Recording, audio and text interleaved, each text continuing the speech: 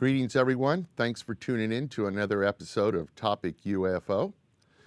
Tonight, we're going to be speaking to Mr. Eric Melcher, who has written a book called The Ashland City Landing. Now, for those of you that follow Topic UFO, you know we usually talk about real UFO sightings and real UFO cases from the past. But tonight, we're going to go into the fiction world a little bit. The reason this book caught my eye was because of the city that it's located, or the story is based in, which is Ashland City, which is a stone's throw from my home, just down the road a bit.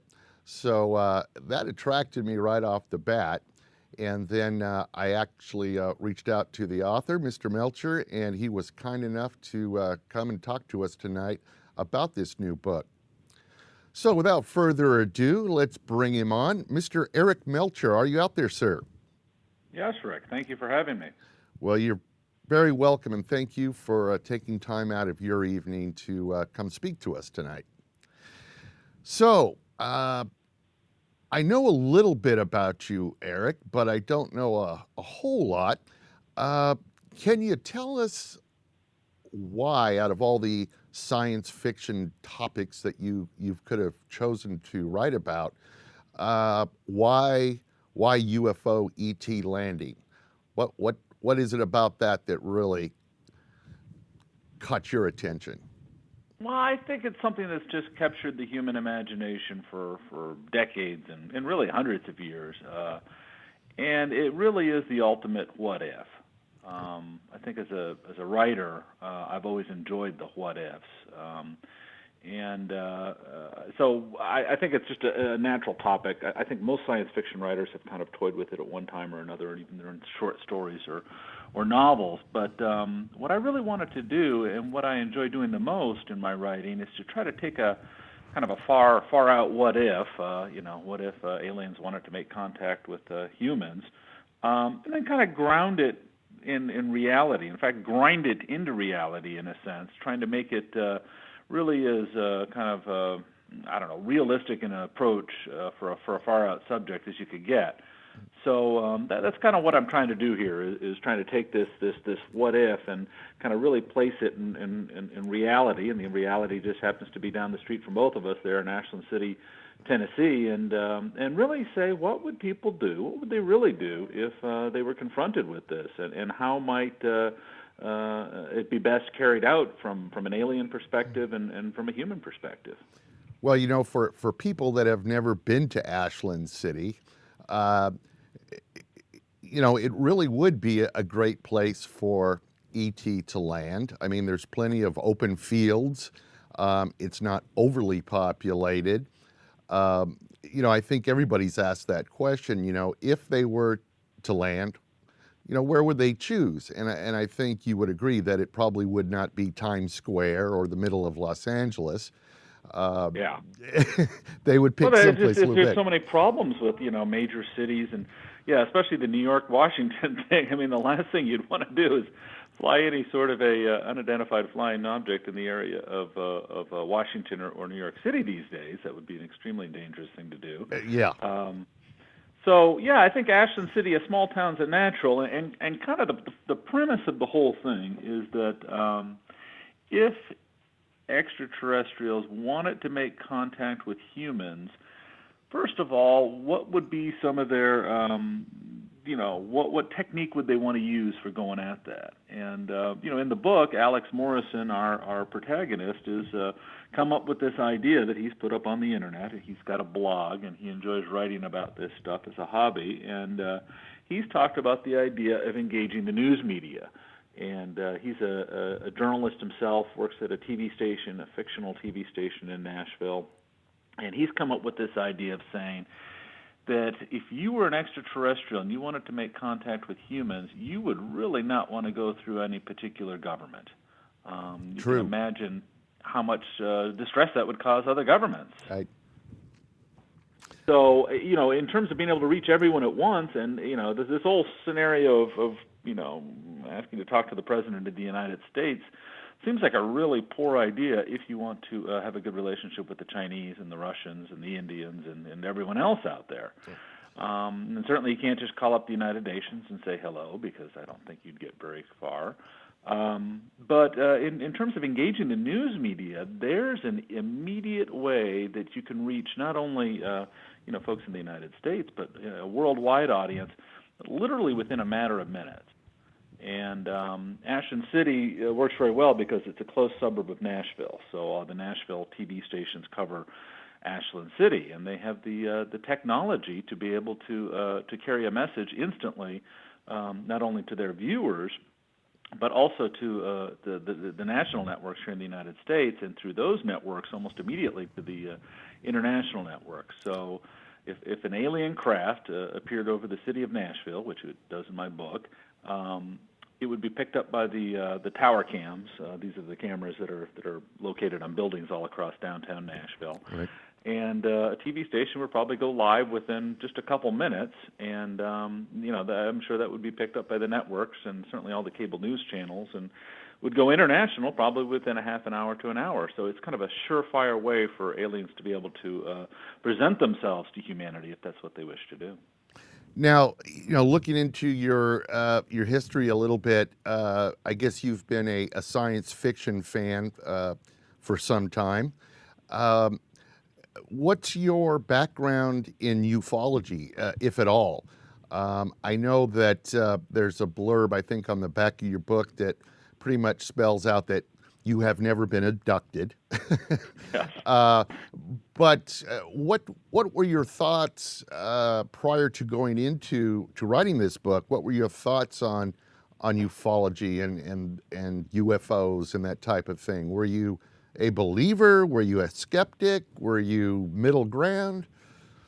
I would have to say I'm a skeptic, and just for this reason, and like in all of these things, just because there's no evidence that it has happened, that doesn't mean that it hasn't happened, because you have to disprove everything, and that has not been done. Right. So, but I am a skeptic. I think certainly the vast majority of UFO sightings are most likely man-made objects, but or something created by nature.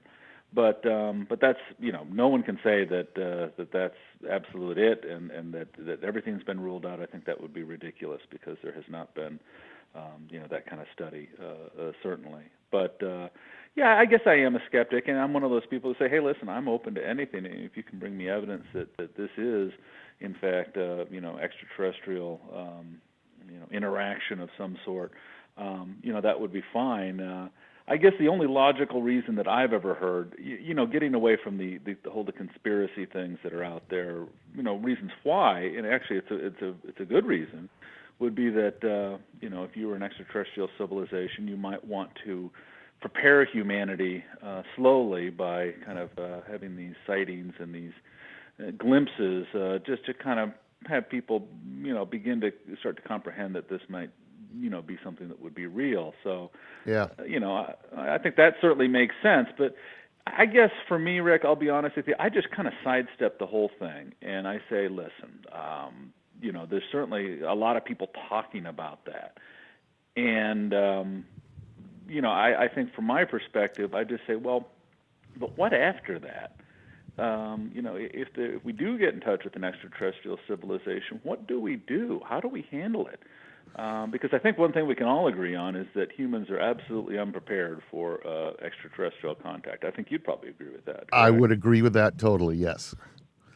So I think that's the perspective I take. I certainly don't. I read a lot of UFO stuff when I was a kid, and I still it's a fascination, I think, for everybody. But really my thoughts in terms of this novel and in terms of the stuff that I put on my blog really have to do with how would humans react, and what process would have to happen in order for this to be carried out in a way that would benefit humanity. Yeah, and to tell you the truth, I think having a healthy amount of skepticism in the field of ufology is a great thing to have. I think there's just too much out there where people see a light in the sky and just automatically say it's a UFO and that's ET. Yeah. So having that skepticism, I think, really makes us look deeper, require a little bit more proof and all this type of thing. So I don't think there's anything wrong with having some skepticism.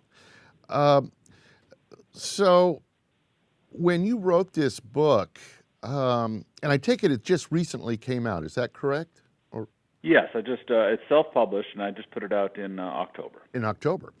Um, when you were writing this book, did this all come out of your mind, or did you talk with other people to see what they thought or how they would react, or have you had past conversations with people, uh, or is this all out of the mind of the author?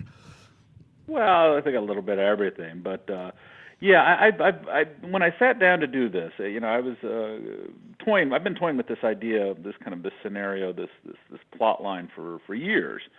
And about 5, 6 years ago, when I really started to get serious about it, I said, I really need to do research. I don't know. I mean, aside from being a science fiction fan and having this idea for a story, what is out there that people have already thought about? So, absolutely, I think I've relied a lot on the writings and the thoughts of other people, especially the folks at the SETI Institute in Mountain View, California. Yep. I think that they are one of the few organizations that is legitimately pursuing this in a scientific fashion, and very few people have taken up the idea, and even the SETI Institute doesn't do a lot on this, but how humans would react and how such contact should occur. I think they're operating in a very narrow kind of spectrum where they're saying, they're only really interested in a far off signal and discovering a far off signal. And I think they realize their own weaknesses. They're also dealing in a very narrow part of the electromagnetic spectrum, which is seems unlikely that that's what an advanced civilization would be still using for their form of communication. But they have written about things, about how people would react, and there are research papers out there about surveys that they've done for how humans react. And I think that the scientific studies really show that humans are pretty much ready for this. I think that the great majority of folks would be open to this, and I think that the surveys have shown that a sizable minority, and in some of these a majority, believe that there are in fact extraterrestrials out there. So I don't think it's that unbelievable, but yet it's amazing to me that we still, as a society, have not really sat down and said, okay, well, what'll happen? Who's going to handle it? Who's going to be handling diplomacy? All these things that would have to happen in reality if this was to occur. Well, I think a lot of people are scared to be the first ones to say, "Hey, let's talk about this." They tend to follow a leader, but as far as the human reaction, what are your thoughts? I know that one of the big ones out there is religion. What are your thoughts on the whole religious front? Do you think it would turn religion on its head? Well, I don't think for the major religions, I don't think it would be much of a problem, because I think you're right. I think the Catholic Church has been positioning itself. They have a very forward-thinking astronomer that actually works for the Vatican, who's been kind of pushing this idea, and it was oddly accepted by the Catholic leadership. And so I think they are actually being a little bit proactive in terms.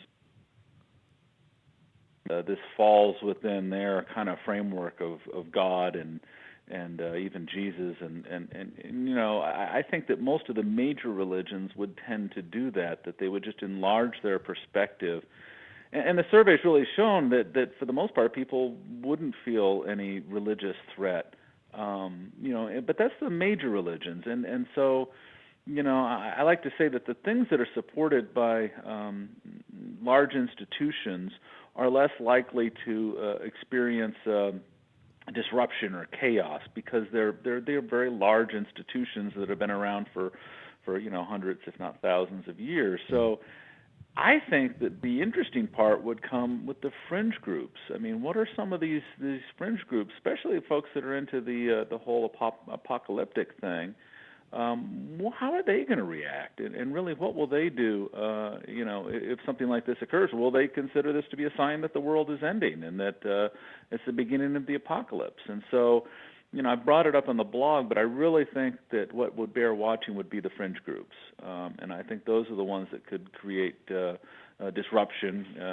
If not follow into some sort of terrorism or other things to disrupt some type of anarchy for sure, right? Yeah, I mean, they really want to disrupt things. But I'm less worried about the major religions than I would be the fringe groups. Yeah, very interesting, very interesting. So, your book, and I don't want to give away any of the plot or anything, but it is written, and I'm not an author by any means, but so if I mess this up, just correct me. But it's written from a third party kind of view. This Alex Morrison character.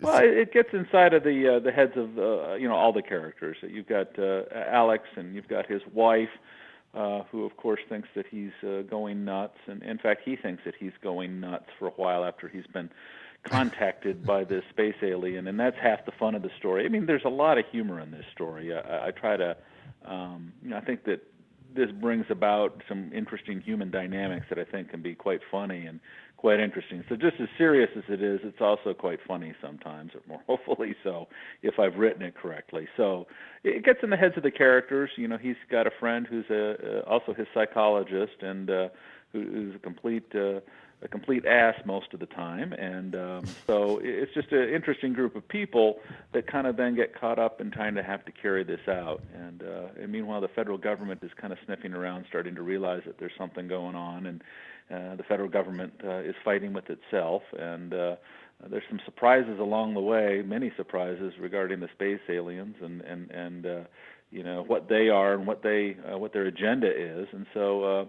Hopefully there's enough twists and turns to keep the story moving, but it's really the first book of what's to be 3 books in total, and this is kind of the personal story of Alex Morrison and his first contact with extraterrestrials, and it kind of heads into more of a national and a world kind of a view after that in the second and third books. So, eventually it'll involve the whole world and how the world is reacting to this.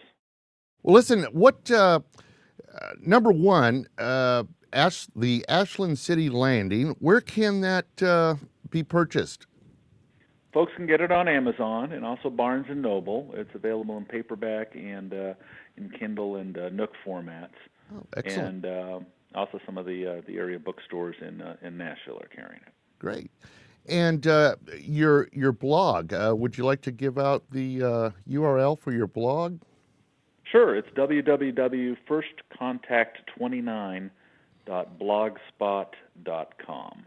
Okay. And I've been writing for several years now, and really a lot of the ideas that turned into the novel came out of that. And I've also I'm on Facebook at Alien First Contact. If you just do a search on Facebook, Alien First Contact, you pull up the Facebook page, and that links to the blog as well. Okay, all right. Well, listen, Eric, we're just about out of time here, but I wanted to say thanks again for taking time out of your day to talk with us. I think the idea of the book is great. I can't wait to read it myself.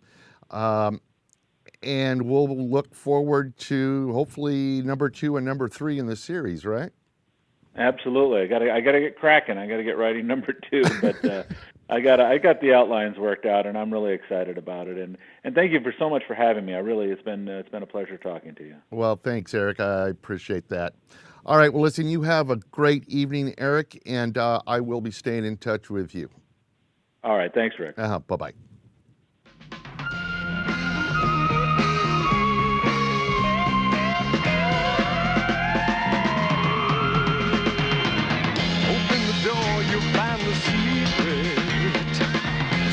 The answer is to keep it. You'll believe it when you find something screaming across your mind. Green slime.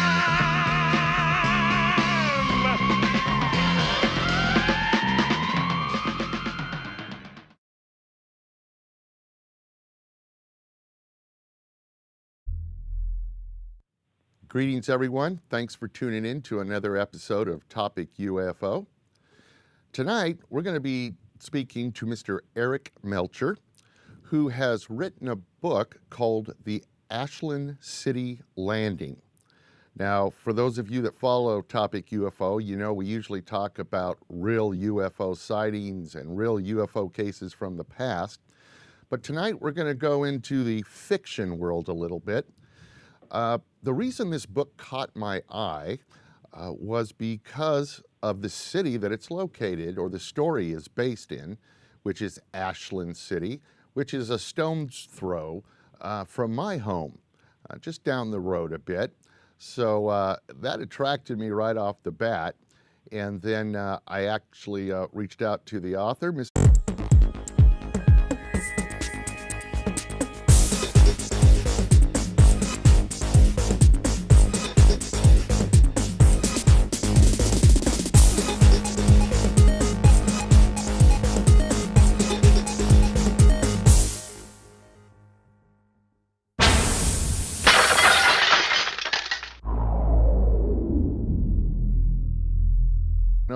A whole lot. Can you tell us why, out of all the science fiction topics that you could have chosen to write about, why UFO ET landing? What is it about that really caught your attention?